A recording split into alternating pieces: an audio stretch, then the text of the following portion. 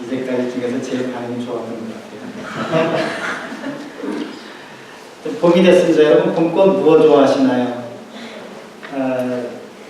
여기 온누리교회 앞에 보니까 개나리를 쫙 이렇게 심어놔가지고 며칠 전부터 이렇게 오가면서 개나리 꽃을 보는데 참 예쁩니다. 올해 봄은 저는 그런 생각을 해봤어요. 그 옆에 있는 나무도 이렇게 버드나무인가요? 이렇게 이파리 가지들이 축 늘어진 그 나무에서 조그맣게 파란색 그 새싹이 돋아나면서 오는 걸 보고, 이 봄은 담채화구나, 수채화구나, 그렇게 생각을 해봤습니다. 조금 더 시간이 지나가면 좀 더 진해지겠죠? 색깔도 진해지고 이파리도 무성해지고. 우리 교회도 또 여러분의 신앙도 조금 더 지나가면 색깔도 변하고 좀 더 무성해지고 이파리도 많아지겠죠? 오늘 성경 말씀은 부활하신 이후에 예수님께서 제자들을 만난 그 내용입니다. 어떻게 보면 성경에서 제일 중요한 그런 내용이라고 할 수 있죠. 그런데 여러분들에게 한번 대답 안 하셔도 괜찮습니다. 그냥 속으로 대답하셔도 괜찮은데, 정말 예수님이 부활하셨다고 믿으시나요? 부활이라고 하는 게 있나요? 또 예수님이 부활하셨다면 그 부활하신 몸은 어떤 몸일까? 우리도 부활한다면 그렇게 부활할 수 있을까? 참 믿기 좀 어려운 얘기들이죠. 그런데 세상에 믿기 어려운 일들 참 많죠. 그런데 오늘은 이 부활하신 그 예수님의 부활이 무슨 뜻일까? 부활하신 예수님의 몸은 어떤 몸일까? 이런 내용을 조금 적어두겠습니다. 그 이해 안 가셔도 괜찮고 혹시 아직까지 믿지 못하셔도 괜찮습니다. 예수님이 부활하셨는데 그 부활하신 예수님이 제자들을 만났습니다. 그 예수님과 제자들이 어떤 대화를 나눴고 어떤 일들이 있었는가, 오늘 거기에 초점을 맞춰두려고 합니다. 제가 오늘 성경을 준비하다, 설교를 준비하다 보니까 성경을 좀 파워포인트로 여러분들에게 보여드리려고 하다가 이왕에 만드는 건 몇 가지 더 그림 더 넣자라고 해서 첫 번째 여러분들에게 보여드리고 싶은 사람이 있습니다. 누굴까요? 기억나시죠? 예, 축구 감독이었어요. 네덜란드 분이었던 것 같고, 우리는 거스 히딩크라고 알고 있는데 네덜란드 이름으로는 피스 히딩크라고 읽나 봐요. 한글로 그렇게 써야 돼요. 근데 저도 잘 몰랐는데 이분은 네덜란드 국가팀이든 우리나라 국가팀이든 맡으면 4강에 올려놓고 감독으로서는 굉장하신 분이에요. 근데 이분이 하신 말씀이 있죠. 아주 유명해졌습니다. 나는 여전히 배가 고프다. 이제 그런 말씀. 왜 이 말씀을 드리는가 하면 저희 교회를 보면서 저도 여전히 이분의 말씀대로 하자면 아직 배가 고파요. 무슨 말씀이냐면 지난 봄 또는 지난 여름하고 지금 여름하고 한번 비교를 해보시면 우리 교회 참 많이 안정됐습니다. 많이 성장하고 있습니다. 그 예를 몇 가지 들자면 일단 예배도 안정됐고 성경 공부도 시작을 했고 여성교회 큐티나 이제 속회나 같은 그런 소그룹도 잘 시작이 되고 있습니다. 그리고 지난 그 1월달에 겟세마네 기도회 해가지고 우리 교회 3년 비전 또 계획도 이렇게 세웠습니다. 그리고 제가 지난 3개월 동안에 교회 출석을 한번 쭉 평균을 내봤습니다. 그 다음 표가 있는데 보이시겠어요? 제가 파워포인트로 처음 표를 만들어 봤어요. 그래서 좀 너무 유치하다 이렇게 노골적으로 웃지 마세요. 그런데 1월 달에는 38.5명, 2월 달에는 35.6명. 아마 2월 달에 그 눈 많이 와가지고 좀 출석 못했을 때 그때 안 어려운 사람들이 많았습니다. 네. 3월 달에는 43.4명, 5월 달에 드디어 51명 이렇게 쭉 올라갔습니다. 계속 이 그래프가 올라가고 있는 그런 추세지. 그럼에도 불구하고 우리가 조금 더 뭔가 좀 했으면 좋겠다.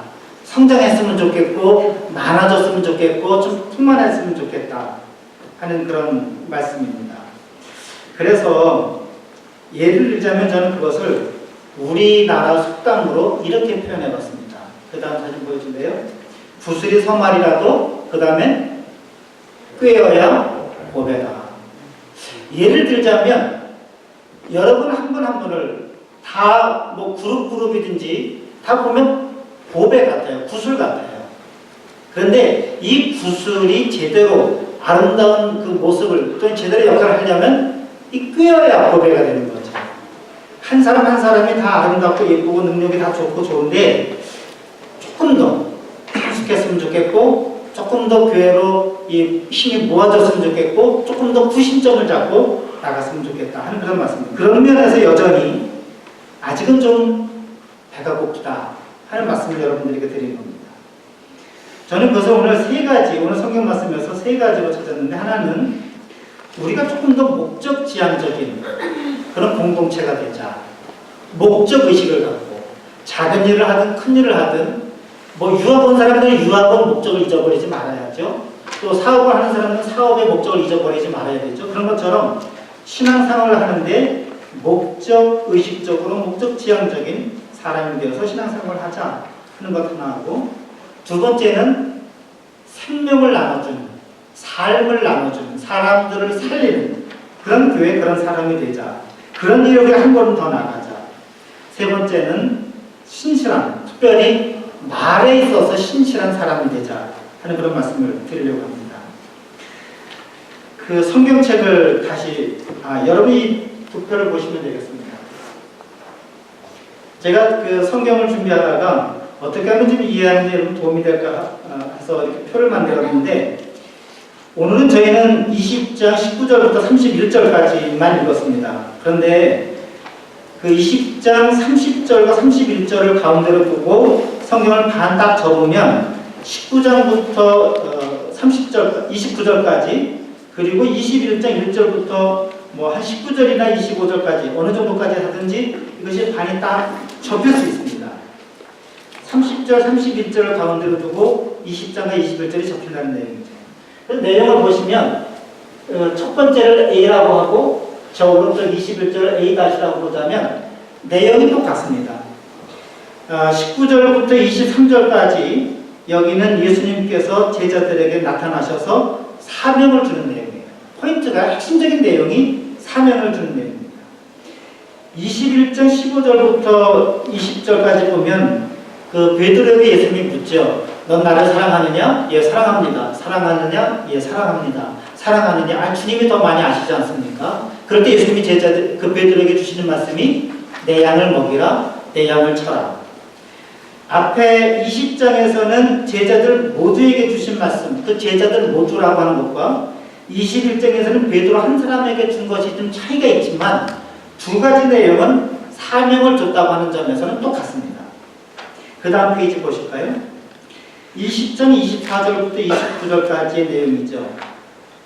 20장에서는 한 사람 도마가 예수님을 믿지 못하다가 예수님을 믿는 사람으로, 그러니까 부활하신 예수님을 믿는 사람으로 변하는 장면이 나오죠. 21장 1절부터 14절까지에서는 7명의 제자에게 예수님이 나타났는데 그 7명의 제자가 예수님을 잘 이해하지 못합니다. 영인가? 하고 두려워하다가 그 예수님을 만난 이후에, 부활하신 예수님을 만난 이후에 새롭게 예수님에 대한 믿음을 갖게 되는 그런 내용이죠. 맨 마지막 세 번째 페이지는 20장 30절부터 31절까지의 내용입니다. 이 책의 목적을 설명하는 그런 내용이죠. 그래서 반을 접으면 30절과 31절을 반을 딱 접으면 A와 A-가 딱 맞고 B와 B-가 내용적으로, 물론 조금씩 차이는 있지만 같습니다.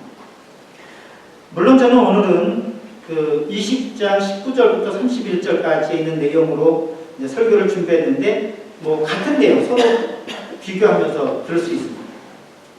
그래서 저는 첫 번째부터 30절, 31절에 있는 말씀부터 제 말씀을 드리려고 합니다. 그 말씀은 예수께서 제자들 앞에서 이 책에 기록되지 아니한 다른 표적도 많이 행하셨으나 오직 이것을 기록함은, 그러니까 지금 여기 요한복음에 기록된 내용을 기록함은 너희로 예수께서 하나님의 아들 그리스도이심을 믿게 하게 하며 또 너희를 믿고 그 이름을 힘입어 생명을 얻게 하려 합니다. 저는 여기서 딱 두 가지 단어에 초점을 맞췄습니다. 예수님께서 하나님의 아들이라고 하는 것 여러분들이 이미 잘 이해하십니다. 또 그분이 우리의 그리스도라고 하는 거 여러분이 잘 이해하죠. 그래서 제가 포인트를 둔 것은 너희로 믿고 생명을 얻게 하려 합니다. 그런 말씀입니다. 요한복음에서 다른 복음에서도 그렇지만 이 요한복음에서 믿음이라고 하는 것은 굉장히 중요한 단어입니다. 사람들이 예수님을 잘 이해 못했죠. 그래서 믿지 못했습니다. 또 믿는다 할지라도 예수님을 그저 빵이나 주는 사람, 배고픔을 해결해 주는 사람, 또는 병을 고쳐주는 사람, 귀신을 쫓아내는 사람 이런 정도로만 이해했지 예수님을 참 하나님의 아들, 참 그리스도라고 하는 것을 믿지 못했습니다. 그래서 믿음이라고 하는 것은 굉장히 중요합니다. 더군다나 이 우리 신앙 공동체는 다른 공동체가 아니지요. 그냥 밥 먹고 뭐 노래 부르고 춤추고 뭐 좀 얘기하다가 가는 그런 모임이라고 한다면 겉으로 보자면 그 모임 똑같습니다. 좋은 얘기 듣고 뭐 노래 부르고 그리고 시간 되면 밥 먹고 하는 것 똑같습니다. 믿음이라고 하는 것을 빼면 이 공동체나 다른 사교 공동체나 사교 클럽이나 다를 바가 없죠. 나는 지금은 좀 믿음이 없는데 괜찮습니다. 우리는 지금 모든 것이 완벽해서 믿음이 있어서 여기 모인 것이 아니라 믿고 지금 믿어서가 아니라 내일이라도 또는 장래라도 믿고 그 예수님을 통해서 생명을 얻으려고 하는 것이니까 지금 혹시 믿음이 부족하거나 믿음이 없어도 괜찮습니다. 자꾸 모여서 와서 얘기를 듣고 나누고 어떻게 하면 우리의 믿음이 더 성장할 것인가를 얘기하는 그 모임이 바로 이 교회의 모임인 거죠. 근데 믿어서 그 믿은 다음에 무엇을 더 나가야 되냐 하면 생명을 얻는 것이 궁극적인 목적입니다. 생명을 얻는 것. 요한복음에서는 이 두 가지 단어라고 말씀드렸잖아요. 믿음이라는 것, 생명. 물론 다른 표현도 많지만 생명은 요한복음만의 독특한 표현입니다. 다른 데서는 영생이라고도 표현이 되어 있죠. 이 영생은 시간의 개념이 아닙니다. 요한복음에 있어서는 최소한. 근데 우리 한자 성경에서도 길 영자 살생자를 써서 길게 산다 이렇게 표현했고 영어 성경에서도 eternal life라고 그래서 시간적인 의미를 사용했는데 요한복음에서는 영생의 개념을 분명히 설명을 했습니다. 다음 페이지 보여주실래요? 요한복음 17장 3절을 보면 영생은 유일하신 하나님을 아는 것, 예수 그리스도를 믿는 것, 아는 것, 이것이 영생입니다. 그러니까 이건 절대 시간의 개념이 아니죠. 하나님을 아는 것, 이것이 생명을 얻는 거예요. 예수님을 아는 것, 이것이 영원한 삶을 사는 겁니다. 그러니까 지금 우리가 살아있다 하더라도 예수님을 모르면 영원한 생명을 사는 게 아니죠. 지금 우리가 건강하게 산다 하더라도 요한복음의 의미에 따르면 생명을 얻고 살아가는 것이 아닙니다. 그래서 예수님께서 다른 복음서에서도 죽은 자는 죽은 자로 하여금 장사 지내게 하라 하는 말씀이 죽은 사람이 죽은 사람을 장사 지내는 것, 그것이 무슨 뜻이냐면 죽은 사람, 시신은 영적으로 죽은 사람, 하나님을 모르는 사람들로 장사 지내게 하라 그런 뜻인 것이죠. 자, 그래서 오늘 이 말씀은 첫 번째 우리가 여기 모여있는 목적도 이 성경을 기록하는 목적도 이 설교를 듣는 목적도 다 무엇이냐면 예수가 하나님의 아들 그리스도이심을 믿고 그것을 그 믿음으로 말미암아 우리로 하여금 생명을 얻게 되는 것 이것입니다. 저는 그래서 우리가 무엇을 하든지 예를 들자면 뭐 이건 너무나도 좀 이런 예여서 좀 그렇지만 하다못해 밥을 먹더라도 청소를 하더라도 이곳에 모여 앉아서 수다를 떨고 잡담을 떨더라도 우리의 목적이 무엇인가라고 하는 것은 분명하게 이해하시고 그 목적을 향해서 우리가 조금 더 한 걸음 다가가자 하는 그런 말씀. 여러 번 말씀드리지만 우리가 여기 모여서 뭐 제가 말을 잘해서 뭐 연설하는 것도 아니고 뭐 음악 감상하려고 여기 모이는 것도 아니고 밥은 물론 맛있지만 밥 먹으려고 여기 오는 것은 아니죠. 우리의 목적은 예수를 믿고 예수를 그 이름을 힘입어서 하나님을 알고 예수님을 아는 일에 애쓰고 힘쓰는 거예요.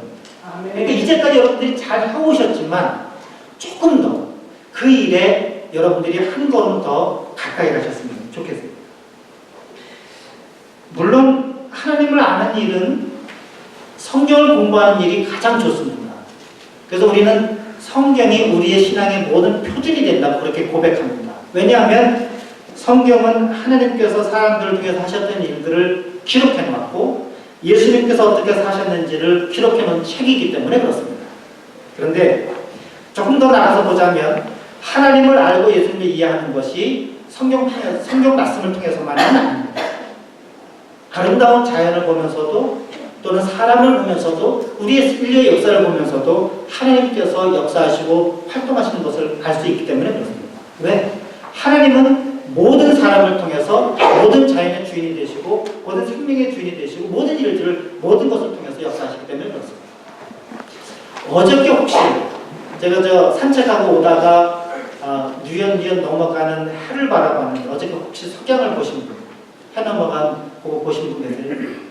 다른 데보다도 해가 엄청 크고 노을이 멋있었습니다. 아주 구름도 적잖이 껴서 아주 너무 멋있었죠. 저같이 좀 메마르고 피폐한 사람은 그냥 오늘은 석양이 멋있네 하고 지나갈 수 있지만 그 해도 하나님께서 만드시고 구름도 하나님께서 만드신 것을 깨달아 아는 분은 와, 하나님께서 정말 아름다움을 창조하시는 분이구나, 하나님 정말 멋있는 분이구나 하는 것을 깨달을 수 있습니다. 새싹이 돋아나는 걸 보고 저 같은 사람은 봄은 수치합니다. 뭐 이렇게 시적이도 않은 괜히 시적인 척 흉내내지만 그 생명이 태어나는 걸 보고 새로운 생명이 태어나는 것을 보고 하나님을 아시는 분은 또 하나님을 경험하는 분들은 하나님은 생명의 주관자시구나, 생명을 내시는 분이구나 하는 것을 깨달을 수 있죠. 아니 사람이 태어나는 일뿐만도 아닙니다. 사람이 병들고 늙고 죽어가는 모습을 통해서도 이것이 내가 생명이 내게 내 것이 아니구나, 이것이 하나님께 달려있구나 라고 하는 것을 깨달아 할 수 있는 겁니다. 그렇지 않겠습니까? 모든 것이 다 하나님께서 역사하시고 하나님께서 만들어 가시기 때문에 그렇습니다. 두 번째는 이제 제자들에게 주신 사명에 관한 말씀입니다. 그 다음 페이지가 뭐가 있나요? 제가 잊어버렸어요. 둘째는 용서입니다. 여러분 좀 이 성경을 읽으면 좀 이해하는데 좀 이상하지 않으세요? 저는 성경 말씀을 읽으면서 이해하다 보면 집에 느낌이 그랬습니다. 왜냐하면 제자들이 부활하신 예수님을 보고 막 기뻐했다. 이제 그게 20장 20절의 말씀입니다. 그런데 예수님께서 가라사대 너희에게 평강이 있을지어다. 거기까지는 참 좋습니다. 두려워하는 사람들에게 평강이 있으라고 하니까 위로해 주신 말씀 좋지 않습니까? 그리고 아버지께서 나를 보내신 것 같이 나도 너희를 보낸다. 그것도 이해가 충분히 됩니다. 근데 그 다음 말씀, 이 말씀을 하시고 저희를 향해서 숨을 내쉬며 가라사대 성령을 받으라. 너희가 누구 죄든지 사하면 사해질 것이요 네 죄든지 그대로 두면 그대로 있을 것이다. 그러니까 사람들을, 제자들을 보내면서 성령을 받아서 죄를 사해줘요. 이게 요한복음에서 부활하신 예수님이 제자들에게 주신 사명입니다. 마태복음 28장인가요? 거기서 보면은 너희는 가서 제자를 삼아 온 족속으로 제자를 삼아 뭐 이런 제자를 삼으라고 하는 명령을 주셨는데 그건 참 멋있죠. 가서 선교해라, 제자 삼아라, 그리고 교회를 세워라, 뭐 그런 말씀 주셨습니다. 그런데 요한복음에서는 죄를 용서하라. 이게 무슨 말씀일까요? 여러분 이해되십니까? 그래서 성경을 읽고 또 읽고 여러 번 읽어봤는데 기존의 성경에서 말하는 죄의 개념과 또 여기서 요한복음에서 이 책을 쓰인 그 의미, 목적, 생명이라고 하는 것을 연결시켜서 생각을 막 해보니까 좀 이해가 갈 듯합니다. 그래서 저는 이렇게 성경 말씀을 이해했습니다. 죄라고 하는 것 여러분 뭔가요? 성경에서 특별히 이 유대인들이 야훼 신앙을 가졌던 사람들이 이해했던 죄는 도덕적인 죄 또는 경범죄, 이런 형사, 이런 죄가 아닙니다. 죄는 하나님과 관계가 멀어진 것을 말합니다. 사람은 하나님을 향해서 서서, 그래서 구약 성경에서는 하나님의 얼굴을 내게 비추신다가 얼굴을 대신 그런 표현이 있잖아요. 우리가 하나님께 얼굴을 향해서 하나님을 바라보고 살아야 되는 게 우리의 삶이에요. 그런데 등을 돌려서 하나님을 배반하고 하나님께로부터 멀어진 것, 이것이 죄입니다. 그래서 사도 바울은 로마서에 보면 뭐라고 말씀하셨냐면, 너희에게 복음이 나타났으니, 예수 그리스도가 나타났으니 그 예수 그리스도를 통해서 너희가 하나님과 화평하게 되는 것, 이것이 죄를 해결받는, 용서받는 것이고 구원이라고 그렇게 말씀했습니다. 하나님과 화평하는 것, 이게 뭐 우리 말의 표현이면 그런 거지만 어쨌든 의미상으로는 하나님과의 관계가 회복되는 것, 다시 하나님께로 돌아가는 것, 이것이 회개하는 겁니다. 죄를 멀리하는 거죠. 그러면 생명이라고 하는 것은 아까 말씀드린 것처럼 하나님을 아는 게 생명이라고 했어요. 죄로부터 돌아서서 하나님을 아는 것, 이것이 생명이죠. 이것이 영원한 생명입니다. 여기 제자들에게 너희가 나가서 네 죄든지 사하면 사해질 것이라고 하는 것은, 사람의 죄가 사해지면 어떻게 되는 거냐 하면 하나님께로부터 멀어졌던 사람이 하나님께로 다시 돌아오는 것, 하나님께 등 돌리고 반역했던 사람이 다시 하나님께 돌아서서 하나님의 순종하면서 살아가는 것, 이것을 말하는 것입니다. 다시 말하면 여기서 용서라고 하는 것은 그냥 너 내 돈 꿨는데 안 갚았지? 너 전에 나한테 흉봤지? 이런 정도의 문제가 아니라 사람들이 하나님께 멀어졌던, 하나님을 반역했던 그 사람들이 돌아서서 하나님을 알게 하는 일, 이 사명을 제자들에게 주십니다. 그래서 저는 여러분, 오늘 이 성경 말씀을 통해서 우리 역시 마찬가지로 용서하는 사람이 되어야 됩니다. 이 공동체 안에서 용서하는 일이 있어요.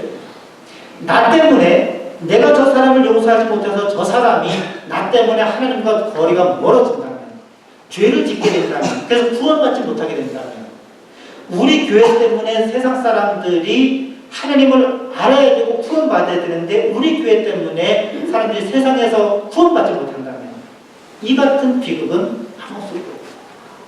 그래서 우리가 이제까지 잘 해왔지만 조금 더 나가서 용서하는 일, 다시 말하면 사람을 살리는 일, 생명을 살리는 일, 이 일에 앞장서야 된다 하는 말씀입니다. 여기 제자들에게 숨을 불어내시며 성령을 받으라, 이렇게 말씀하셨잖아요. 앞에 있는 숨이라는 말과 성령이라는 말이 히브리어에서 어원이 같습니다. 창세기에 처음에 하나님께서 세상을 창조하시고 흙으로 빚어진 그 사람에게 숨을 불어넣으실 때 그 생기와 같은 거예요. 그러니까 이것도 역시 다 똑같은 말입니다. 성령을, 숨을 불어주시면서 성령을 받는 거나 죄를 용서하는 거나, 또는 여기 예수 그리스도의 이름으로 생명을 받는 것과 다 같은 의미입니다. 살리는 일, 생명을 살리는 일. 자, 세 번째는 뭘까요? 이 모든 것을 가능케 하는 것은 믿음입니다. 근데 도마는 의심했죠. 그래서 어렸을 때부터 저는 이 성경을 들을 때, 이 주일학교에서 이 성경을 들을 때 의심 많은 도마, 키 작은 삭개오, 그 다음에 말썽쟁이 베드로, 그렇게 많이 이해했어요. 그런데 이 도마는 이 성경에서 가장 아름다운 신앙의 고백을 한 사람이죠. 베드로의 신앙 고백, 버금가는 못지않은 아름다운 신앙 고백을 한 사람입니다. 주는 나의 주시며 나의 하나님입니다. 예수님에게 하나님이라고 신앙 고백한 유일한 고백입니다. 그런데 여러분 잘 생각해 보시면 도마는 예수님을 만져보고 그리고 보고 상처를 보고서 믿었어요. 그래서 이 도마를 이 본문의 핵심이고 이 도마의 우리 믿음의 모델로 삼는다면 조금 문제가 있어요. 왜냐하면 우리는 예수님의 못자국에 손을 댈 수도 없고 예수님의 상처를 볼 수도 없기 때문이죠. 그러니까 좀 논리적으로 강변이 있지만 이 도마의 믿음을, 우리가 도마의 행위를 또는 믿음을 우리의 본으로 삼는다면 우리는 예수님을 부활하신 예수님을 믿는다는 것이 좀 어렵습니다. 볼 수도 없고 만질 수도 없기 때문에. 그래서 이 본문의 포인트는 어디에 있느냐? 그 도마의 행위가 아니라 29절에 있는 예수님의 말씀입니다. 너는 나를 본고로 믿느냐? 도마나 제자들은 예수님 보고서 믿었죠. 그러나 보지 못하고 믿는 자들은 누굴까요? 도마의 얘기를 전해 들은 사람들, 베드로의 얘기를 전해 들은 사람들, 그 베드로의 얘기를 전해 듣고 들어서 지금 여러분들처럼 예수님을 전혀 만나지도 못하고 못 잡고 손을 대보지 못했지만 보지 못하고 믿는 자들은 복되다. 이것이 예수님의 말씀이고 이것이 이 본문의 포인트입니다. 여러분들이 다 그렇게 보지 못했지만 만지지 못했지만 예수님을 나의 주라고 부활하신 주님이라고 그렇게 믿고 고백하고 여기 계신 거죠. 과학자들은 두 가지입니다. 우리는 아직 많은 면에 있어서는 사실은 과학적이라고 해요. 그러니까 꼭 보야 되고 만져야 되고 증명하고 그것이 납득이 돼야만 우리는 믿잖아요. 이 계몽주의 이후에 우리는 그렇습니다. 많은 과학자들이 만나보면 두 가지입니다. 과학자는 실험해서 증명해야 믿잖아요. 그런데 세상에 증명하지 못하는 것들이 있어요. 특별히 하나님의 존재에 관해서는 증명할 수가 없지요. 그래서 두 가지 반응으로 보입니다. 증명할 수 없기 때문에 믿을 수 없다는 것과 증명할 수 없기 때문에 거기 하나님이 계시겠다. 이렇게 생각합니다. 여러분들은 어떠십니까? 보고서, 만져보고서야 믿는 경우가 많죠. 근데 세상은 꼭 그렇지만은 않습니다. 더군다나 하나님, 신의 존재라고 하는 것은 여러 수많은 신학자들이나 과학자들이 증명하려고, 그래서 신 존재 증명이라고 하는 것을 가지고 수없이 실험했지만 증명하지 못합니다. 뭐 여러 가지 많습니다만 할 수 없습니다. 그런데 보지 못했지만, 만지지 보지 못했지만, 증명되지 않았지만 우리는 하나님을 믿고 여기 있는 거죠. 자, 그런데 저는 이것을 조금 더 다시 생각해 봤습니다. 우리는 그렇게 해서 하나님을 믿어서 예수님을 믿어서 여기 와 있는데 우리의 말을 듣고 부활하신 예수님을 믿어야 되는 사람들은 도대체 무엇을 가지고 믿을 수 있을까? 하나님의 역사가 있어야 되죠. 성령님의 역사가 있어야 되죠.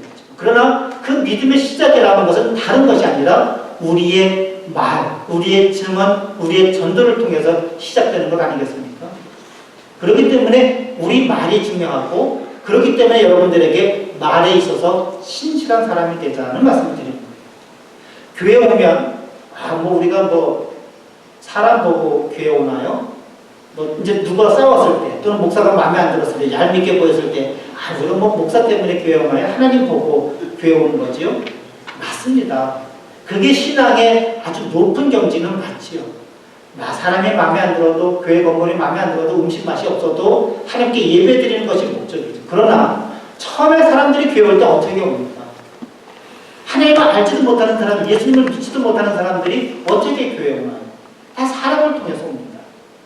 그렇기 때문에 믿는 사람들이 특별히 행실에 있어서, 특별히 언어 행실에 있어서 그 말이라고 하는 중요합니다. 왜냐하면 여러분의 입술을 통해서, 여러분의 말을 통해서 예수 그리스도가 증거되기 때문에 그렇습니다.